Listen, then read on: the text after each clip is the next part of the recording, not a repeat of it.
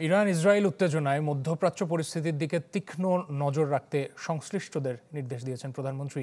মন্ত্রিসভায় এই নির্দেশ দেন তিনি। প্রধানমন্ত্রী বলেন, জ্বালানি তেলের দামসহ পণ্য আমদানি বাধাগ্রস্ত হলে নতুন রূপরেখা তৈরি করতে হবে। ভীষণ নিয়ে এলো ফুলঝুরি মেগা অফার সিজন 6। এই অফারে ফ্রিজ কিনলেই পাচ্ছেন নিশ্চিত 12 সেটের আকর্ষণীয় গিফট বক্স একদম ফ্রি।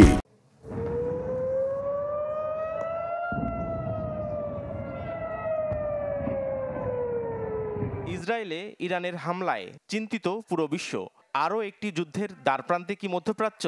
এমন বাস্তবতায় বিশ্ব পরিস্থিতি কোন দিকে এগুচ্ছে তা নিয়ে আলোচনা হয় মন্ত্রিসভায়। প্রধানমন্ত্রীর কার্যালয়ে অনুষ্ঠিত বৈঠক শেষে সচিবালয়ে মন্ত্রিপরিষদ সচিব জানান, মধ্যপ্রাচ্যের সাম্প্রতিক পরিস্থিতির দিকে তীক্ষ্ণ নজর রাখার নির্দেশ দিয়েছেন সরকার প্রধান। মিডল ইস্টে যে এখন বাস্তবতা তৈরি হচ্ছে সেটির দিকে নজর রাখার জন্য সংশ্লিষ্ট সকলকে, আমাদের মন্ত্রিসভার সকল সদস্য সংশ্লিষ্ট মন্ত্রণালয়দেরকে বলেছেন তীক্ষ্ণ নজর রাখার জন্য এই ঘটনা প্রবাহ দিকে, এবং এতে সম্ভাব্য রিয়াকশন আমাদের কি হতে পারে আমাদের সংশ্লিষ্ট মন্ত্রণালয়কে এখন থেকে প্রস্তুতি নিতে বলেছেন। একই সাথে এই সংঘাত দীর্ঘ হলে জ্বালানি তেল সহ কোন কোন খাতে প্রভাব পড়তে পারে তা মোকাবেলায় প্রস্তুত থাকার নির্দেশ দেন প্রধানমন্ত্রী।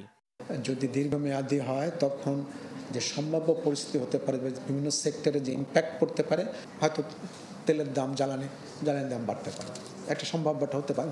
উদাহরণ দিচ্ছে তখন তার ইম্প্যাক্ট কী হবে, তো সেই ইম্প্যাক্টটা আমি অ্যাড্রেস করতে হলে আমি কী করবো। এদিকে দেশি বিদেশি বিনিয়োগে প্রাতিষ্ঠানিক সহযোগিতা দিতে মহেশখালী সমন্বিত উন্নয়ন কর্তৃপক্ষ আইন 2024-এর খসড়ায় চূড়ান্ত অনুমোদন দিয়েছে মন্ত্রিসভা। উন্নয়নের যে বেসিক কিছু অবকাঠামো। নাফিউল ইসলাম লিংকন, চ্যানেল 24, ঢাকা।